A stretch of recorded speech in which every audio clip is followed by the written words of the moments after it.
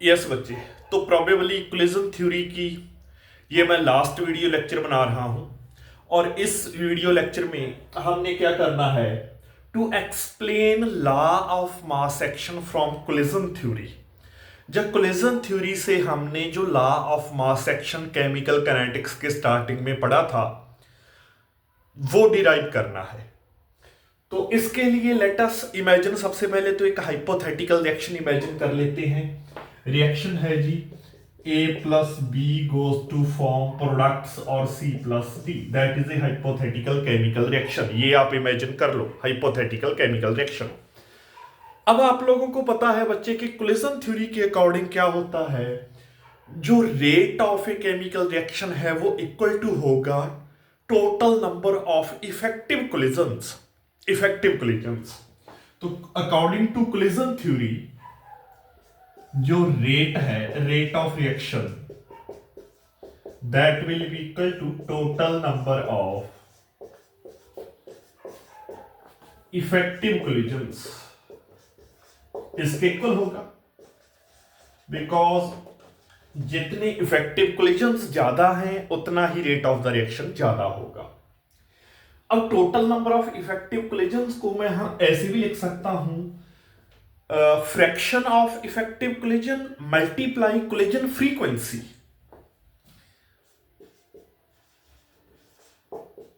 Fraction of effective collisions multiply collision frequency. Collision frequency को हम define करके आए हैं, number of collision taking place per unit volume per unit time.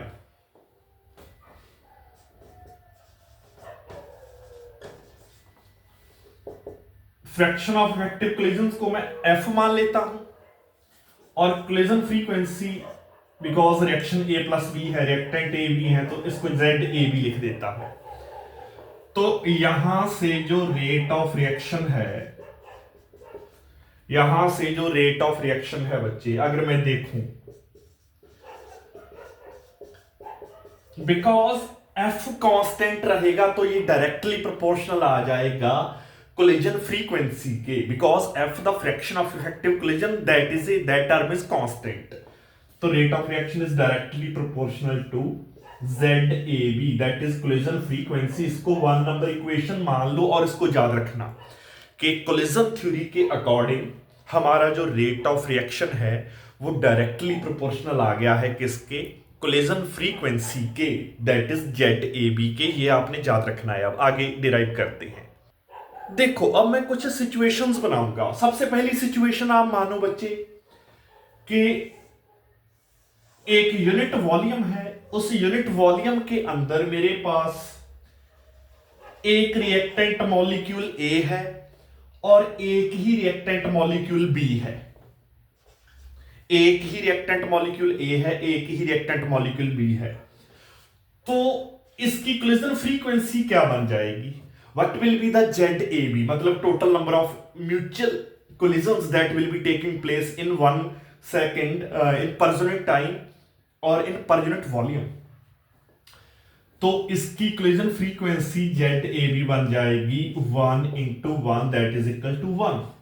तो एक ही कोलिजन होगा जो म्यूचुअल कोलिजन होगा, बिकॉज एक मॉलिक्यूल ए है, एक मॉलिक्यूल बी है, तो दोनों जब अप्रोच करेंगे तो number of collision taking place per unit volume per unit time, तो there will be just 1 collision. ठीक है जी। सिमिलरली अब सिचुएशन आ जाओ सेकंड।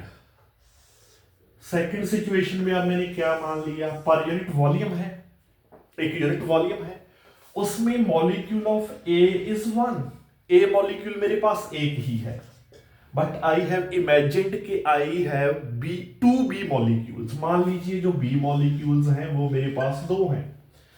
तो how many number of mutual collisions that will take place per unit volume per unit time. तो एक B molecule यहां, एक बी मॉलिक्यूल यहां, एक तो ये इन दोनों के बीच में इफेक्टिव कोलिजन होगा, एक इन दोनों के बीच में भी होगा।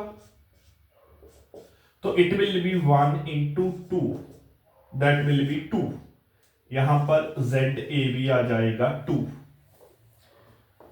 सिमिलरली थर्ड सिचुएशन मान ली है मैंने कि जब there are 2 A molecules, there are 3 B molecules, there are 3 B molecules and there are 2 A molecules। इस सिचुएशन में मेरे पास कोलिजन फ्रीक्वेंसी क्या आ जाएगी? इस सिचुएशन में कोलिजन फ्रीक्वेंसी क्या आ जाएगी? That will B 2 into 3 6। तो 6 म्यूचुअल कोलिजन्स पॉसिबल हैं पर सेकेंड, पर यूनिट टाइम, पर यूनिट वॉल्यूम। सिमिलरली एक सिचुएशन, लास्ट सिचुएशन और मान लूं अगर मैं, यहां देख लो आप कि पर यूनिट वॉल्यूम में there are 3 A molecules, A molecules भी 3 हैं और B molecules भी 3 हैं। तो इस सिचुएशन में मेरे पास कोलिजन फ्रीक्वेंसी कितनी आ जाएगी जो म्यूचुअल कोलिजन्स होंगे per second per unit time? तो that is yet A B, it will be 3 into 3, that will be 9। तो आप देख रहे हो कि कोलिजन फ्रीक्वेंसी है जो वो नंबर ऑफ मॉलिक्यूल्स पर डिपेंड कर रही है that are present in a unit volume of the reaction mixture. तो कोलिजन फ्रीक्वेंसी सीधे सीधी किस पर डिपेंड कर रही है? Number of molecules, number of particles of A and B that are present in per unit volume of the reaction mixture पर depend कर रही है। तो यहां से मैं एक फॉर्मूला बनाऊंगा, वो आगे देखो अब आप। बिकॉज जैसे जैसे नंबर ऑफ मॉलिक्यूल्स पर unit volume of the reaction mixture बढ़ रहे हैं तो कोलिजन फ्रीक्वेंसी बढ़ रही थी, आपने देखा अलग अलग सिचुएशंस में। तो कोलिजन फ्रीक्वेंसी किसके इक्वल आ गई? किसके इक्वल आ गई? Number of molecules of A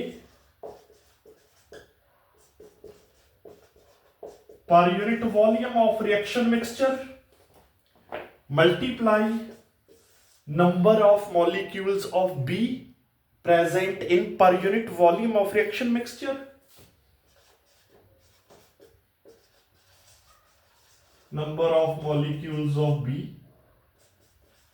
present in per unit volume of reaction mixture। तो इसको मैं फर्दर क्या लिख सकता हूं? Molar concentration, number of molecules of A present per unit volume of reaction mixture, इसको मैं क्या लिख सकता हूं? Molar concentration of A। Similarly number of molecules of B present per unit volume of reaction mixture, इसको मैं क्या लिख सकता हूं? Molar concentration of B. तो यहां से मेरे पास क्या आ गया कि ये जो कोलिजन फ्रीक्वेंसी है डायरेक्टली प्रोपोर्शनल आ गई molar concentration of A, molar concentration of B के। और आप लोगों को बच्चे ये भी पता है कि हमने किया था कि rate of the reaction collision theory के अकॉर्डिंग, कोलिजन थ्योरी के अकॉर्डिंग रेट ऑफ रिएक्शन किसके डायरेक्टली प्रोपोर्शनल होता है? कोलिजन फ्रीक्वेंसी के डायरेक्टली प्रोपोर्शनल होता है। और कोलिजन फ्रीक्वेंसी किसके डायरेक्टली प्रोपोर्शनल है? मोलर कंसंट्रेशन ऑफ ए और मोलर कंसंट्रेशन ऑफ बी का प्रोडक्ट, रिएक्टेंट्स की मोलर कंसंट्रेशन का product raise to power their stoichiometric coefficient. तो यहां से मेरे पास क्या आ गया कि रेट ऑफ रिएक्शन है जो वो किसके डायरेक्टली प्रोपोर्शनल आ गया? Molar concentration of B multiply molar concentration of A raise to power their stoichiometric coefficients which were 1 1। तो यहां से, और ये क्या है? ये लॉ ऑफ मास एक्शन है। ये लॉ ऑफ मास एक्शन के अकॉर्डिंग होता है कि rate of any reaction is directly proportional to product of molar concentration of reactants raise to power their stoichiometric coefficients. तो बच्चे मैंने क्या किया? मैंने कोलिजन थ्योरी के अकॉर्डिंग, कोलिजन थ्योरी को लेकर मैंने लॉ ऑफ मास एक्शन को मैंने एक्सप्लेन कर दिया, या लॉ ऑफ मास एक्शन का रिलेशन मैंने डिराइव कर दिया। तो इसके साथ ही आपकी कोलिजन थ्योरी यहां पर खत्म होती है।